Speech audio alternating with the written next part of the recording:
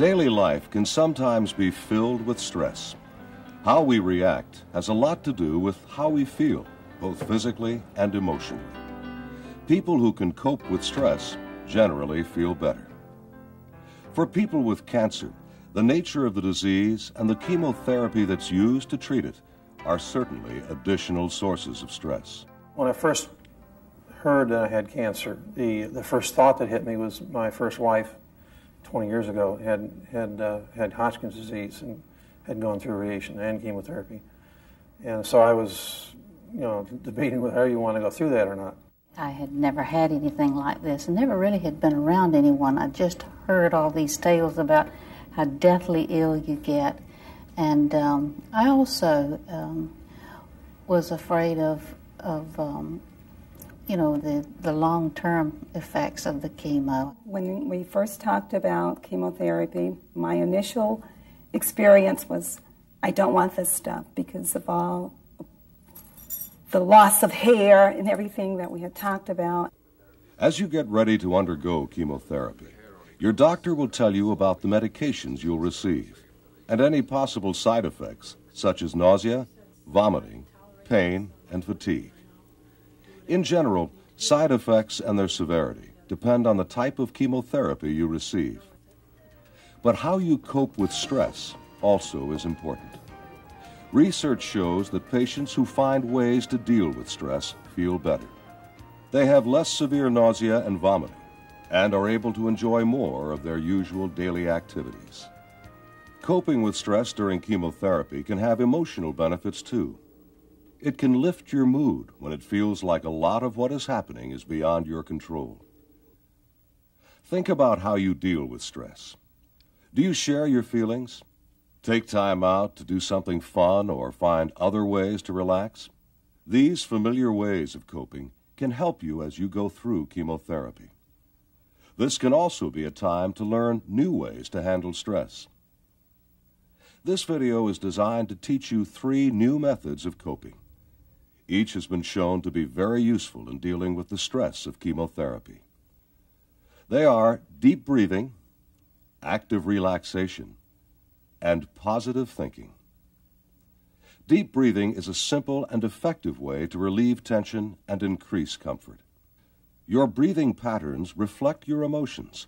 When you're upset, you tend to breathe fast and use only the upper part of your chest. When you are calm and composed, you tend to breathe at a slow, steady rate from the abdomen or belly.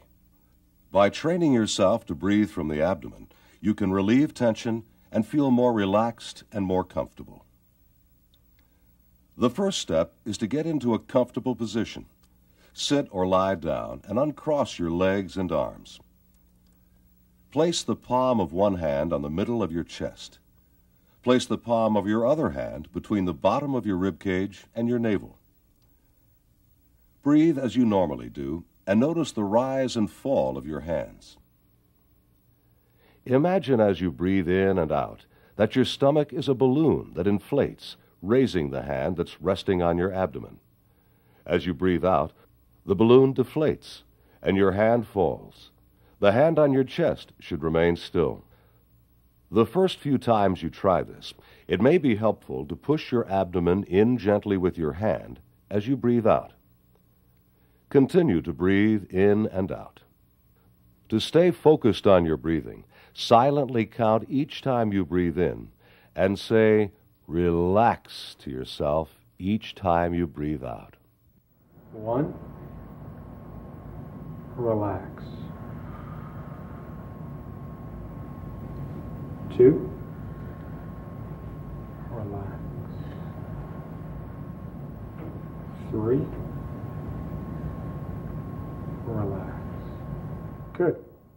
What I learned was that just taking time out before you eat or before you do anything, or even like riding over here, my wife will drive now, and I'll just sit back and just very consciously relax and breathe deep and just make a very conscious effort to relax and get it all out of my mind, and that really helped. Before chemotherapy starts, learn deep breathing by training your abdomen muscles to rise and fall as you slowly inhale and exhale. practice deep breathing at least 5 minutes each day. Be aware of the feelings of comfort and relaxation. Once chemotherapy starts, use deep breathing to feel less tense and feel more comfortable if you are nauseated or in pain. Active relaxation can be used with deep breathing to provide additional relief of physical and emotional discomfort. Active relaxation requires a brief 2-part training program.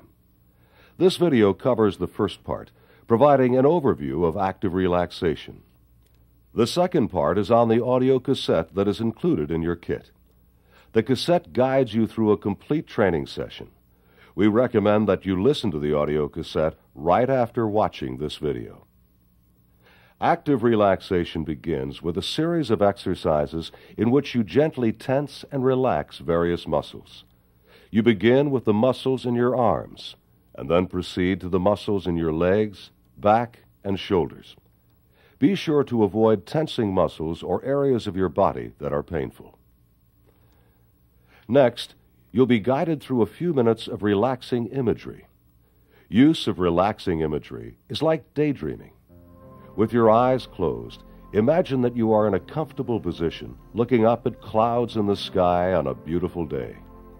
As you listen to the audio cassette, try to imagine that you actually see the different shapes the clouds form as they move across the sky. Try also to imagine the sounds that might go along with this image, such as birds singing or leaves rustling in nearby trees. Sometimes it's necessary to tense yourself up, literally and physically, in order to know that you've relaxed. And once you're totally relaxed that way, sometimes you even drift off to sleep. Sometimes you think about other things that maybe you've had on your mind. It just totally moves you from where you're at into a place of quiet peacefulness. I would listen to the tape. In preparing myself, my mind, for chemotherapy the next day, I would try to get as relaxed as I can and to make that visual picture. That's very important, to make a picture, in your mind. And my picture was of water. And I would just float over water or splash around in water. And that was very helpful to me. It was very relaxing to me to do that. When you see the images in your mind and can smell them, it does help you relax, both physically and mentally. It relaxes your body, and you're not as tense in anticipating treatment or going through treatment. And it helps your mind not only relax, but helps you stay very positive and much more upbeat, and takes your mind off some of the more physical things that you anticipate may occur either during or after treatment. So it's something that you can do all over the house. You don't have to get in the same place to do this. And you can practice this just about anywhere that the stress hits you, even if you get some news in the doctor's office later on that you don't like. It's just, I think it's something that you can use for a lot of things, but for me it was a lifesaver with the nausea. Before chemotherapy starts, practice active relaxation at least once each day. Listen to the audio cassette in a quiet place while sitting in a comfortable chair or reclining on a couch or bed. Once chemotherapy starts, use active relaxation to feel less tense and feel more comfortable if you are nauseated, fatigued, or in pain. Use active relaxation to unwind if you are having difficulty resting or falling asleep. Positive thinking is a third technique for dealing with the stress of chemotherapy. Can you describe how you feel when you come for chemotherapy? Very nervous and uptight. I feel like I don't have control of the situation, which is, of course, the way I'd like it to be. And I feel tearful and nervous about whether or not I'll be sick and if I'll have a bad reaction to the medicine and whether or not I'll be able to go to work and perform just usual things that I do. Side effects aren't the only sources of stress during chemotherapy. Negative thinking and worrying can quickly turn minor concerns into major ones. When negative thoughts gain the upper hand, you'll probably find that you feel worse both emotionally and physically. Positive thinking is an effective way of gaining control of negative thoughts. To shift from negative to positive thinking, stop, think, and focus. The first step is to stop. Stop right where you are when you sense stress. Be aware of its signs: a stiff neck, a rapid pulse, a hollow feeling in the pit of your stomach, racing thoughts, increased irritability. The first step to gaining control is to stop and realize you are stressed. Next, think. Think about what you are saying to yourself. When you're stressed, you're probably telling yourself negative things like, "I doubt I'll be able to get through this." Sometimes these thoughts happen so fast, you may not even be aware of them until you force yourself to slow down and think about what's going on. Finally, focus on more positive thoughts. One way to do this is to write down some positive statements about coping with stress. Then, when you're feeling stressed, read or say these positive statements to yourself. For example, the night before or on the way to chemo, you might say to yourself, "Worrying about the future isn't helpful. I need to focus on the present and on making myself more comfortable." Before chemotherapy starts, write down your own positive statements and read the positive statements at least once each day. Once chemotherapy starts, stop, think, and focus whenever you notice signs of stress. Keep your card with positive statements handy and use it. I would write them on 3x5 cards. Sometimes during some of the harder parts, I tape them up on my mirror. And I thought, I am going to be okay. I am going to get through this. It was easy when you start focusing on your phrase, or you sit down, even for 10 minutes, and you sit down, you find that it's not always as bad as what the mind perceives. There again, it's replacing a negative thought with a positive thought. Finding ways to cope with stress during chemotherapy can make a difference in how you feel. In addition to using familiar ways of coping, take the time to learn and use deep breathing, active relaxation, and positive thinking. Use them to calm yourself if you feel tense, or to feel more comfortable if you are nauseated, fatigued, or in pain. Use them to help yourself rest or fall asleep, and to feel more in control when negative thoughts are challenging your ability to cope. For more information about these techniques, read the booklet in your kit. I think all of the techniques in which I used definitely made a difference.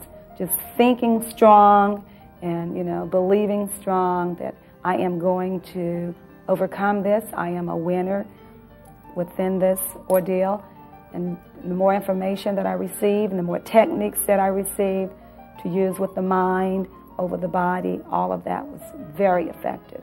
I think that your physical symptoms, even though they occur, can be less severe by being relaxed. I read a lot about chemotherapy, and everything that I read suggested that you do need something more than just sheer grit to get through it. Your stress level is lower, and you recover more quickly from the physical effects because you're staying more positive and your stress is lower and you're more relaxed.